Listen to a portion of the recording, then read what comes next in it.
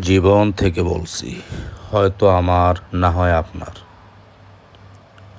আমাদের চলার পথটি অনেক কঠিন। আর এই কণ্টকাকীর্ণ চলার পথটিকে সহজভাবে করে নিতে হলে আমাদের সকলেরই মনে রাখতে হবে, সেটা হলো মনকে শক্ত করো, প্রতিজ্ঞা করো, আমি এত সহজে হারবার মানুষ নই।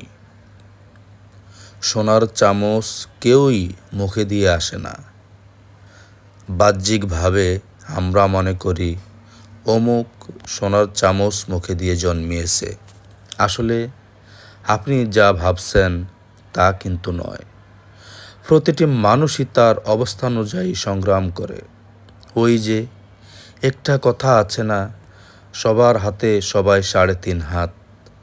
এই জন্যই আমরা শুধু সোনার চামচ জন্ম নেওয়াটাই দেখি।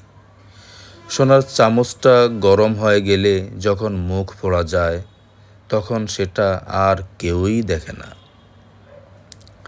সাফল্যের চূড়ান্ত শিখরে যারা উঠেছে তাদের জীবনীগুলো মাঝে মাঝে পড়বেন। আসলে একটি কথা কি জানেন? যারা পুকুরে না নামে তারা সাগর দেখলে কি ভাবতে পারে? ঠিক তেমনি আস্তে আস্তে জীবনকে মানিয়ে নিন প্রতিটি প্রতিকূল পরিস্থিতির সাথে। কারণ আপনার জীবন চলার পথটি যে শুধু ফুলে ফুলে ঢাকা হবে তা আপনি কিভাবে ভাবলেন? আপনার জীবন চলার পথটি কাঁটা দিয়ে মোড়ানো থাকতে পারে কিয়দাংশ হলেও। এটাই আসলে চরম সত্য কথা।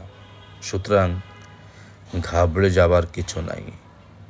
আপনাকে দৌড়াতে হবে, অনেক পথ পাড়ি দিতে হবে। আপনি যদি শুয়ে পড়েন তাহলে কে দৌড়াবে বলেন?